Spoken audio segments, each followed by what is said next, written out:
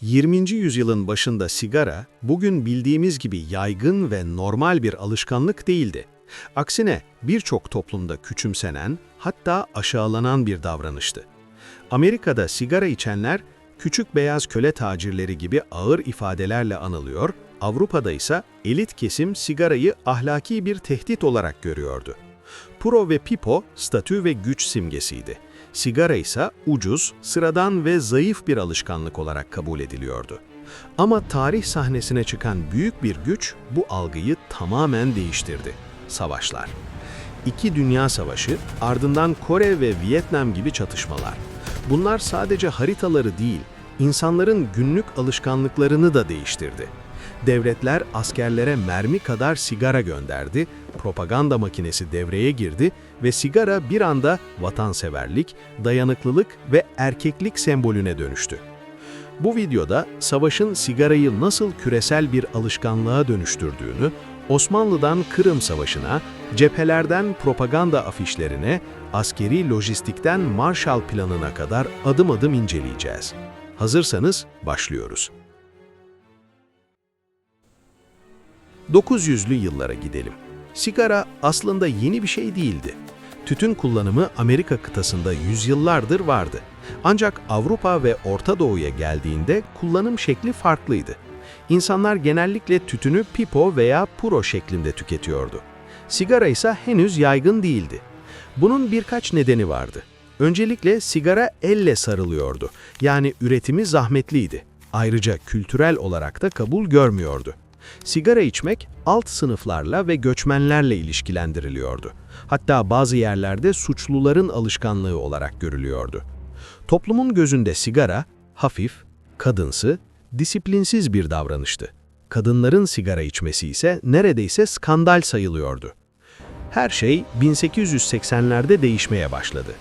Bonsek makinesinin icadıyla birlikte sigara üretimi devrim geçirdi. Bu makine dakikada yüzlerce sigara üretebiliyordu. Üretim maliyetleri düştü, fabrikalar büyüdü, şirketler hızla genişledi. Ama büyük bir sorun vardı. Talep yoktu. Depolar sigarayla doluydu.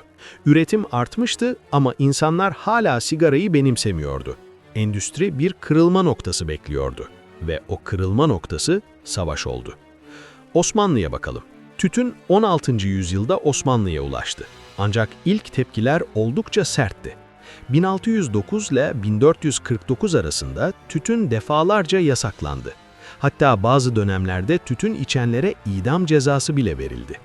4. Murat döneminde bu yasaklar en sert haline ulaştı. Tütün, zehir, şeytani, toplumu bozan bir unsur olarak görülüyordu. Ama tarihte sıkça gördüğümüz bir şey oldu. Yasaklar işe yaramadı. Kaçak tütün ticareti patladı. Kahvehanelerde gizlice içilmeye başlandı. Yasaklar kalktığında ise tütün zaten toplumun içine işlemişti. Devlet bu durumu fark etti ve yasaklamak yerine kontrol etmeye karar verdi. 1883'te Osmanlı borç krizi sırasında tütün rejisi kuruldu. Bu sistem yabancı sermayenin kontrolündeydi. Fransız, Alman ve Avusturyalı yatırımcılar tütün üretimini tamamen denetim altına aldı. Bu durumun sonuçları ağır oldu. Çiftçiler düşük fiyatlara mahkum edildi, işçiler uzun saatler çalıştı, kaçakçılık arttı. Anadolu'da tütün sadece bir ürün değil, aynı zamanda bir direniş sembolüne dönüştü ve bu süreç sigaranın üretimini hızlandırdı. 1853-1856 Kırım Savaşı, sigaranın kaderini değiştiren ilk büyük kırılmalardan biri oldu. İngiliz ve Fransız askerler Osmanlı siperlerinde ilginç bir şey fark etti. Askerler tütünü ince kağıtlara sararak içiyordu. Bu yöntem hızlıydı, pratikti ve savaş koşullarına uygundu. Avrupalılar bu yöntemi benimsedi ve ona bir isim verdiler: sigaret. Savaş bittiğinde bu alışkanlık Avrupa'ya taşındı. Londra'da sigara modası başladı. Ama asıl büyük patlama 1. Dünya Savaşı ile geldi. 1914. Siperler çamur, korku ve bekleyişle dolu.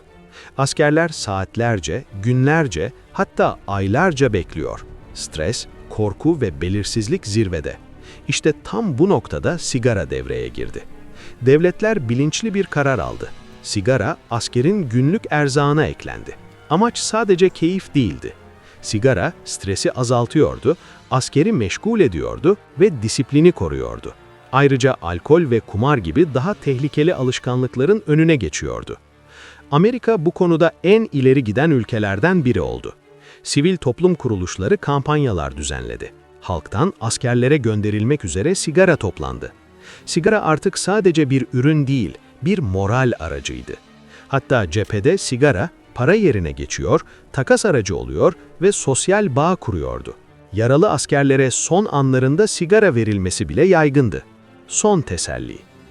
Bu süreçte propaganda da devreye girdi. Afişlerde askerler sigara içerken gösteriliyordu. Mesaj açıktı. Güçlü asker sigara içer, cesur asker sigara içer, vatansever asker sigara içer.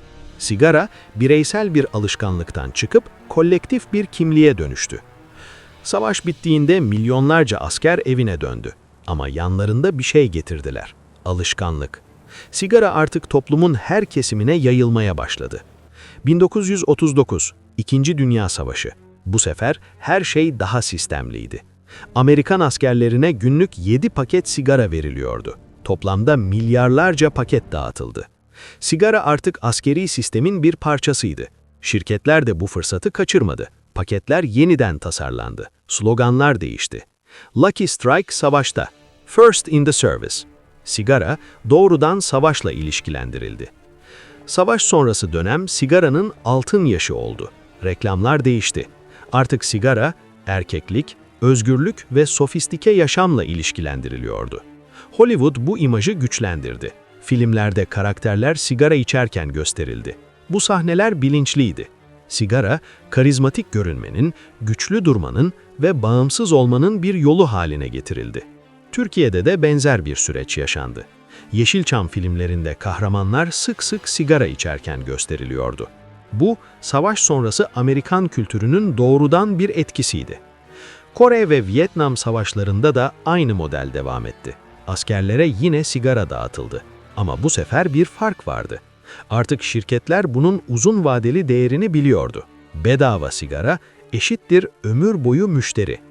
Ekonomik boyut burada devreye giriyor. Bir askere verilen bir paket sigara sadece o anlık bir maliyet değildi. Bu, geleceğe yapılan bir yatırımdı.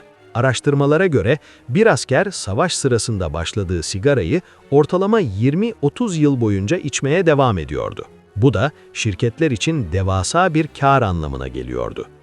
Marshall Planı ile birlikte Amerikan sigara markaları Avrupa'ya yayıldı. Marlboro, Camel gibi markalar küresel hale geldi. Sigara artık sadece bir alışkanlık değil, küresel bir endüstriydi.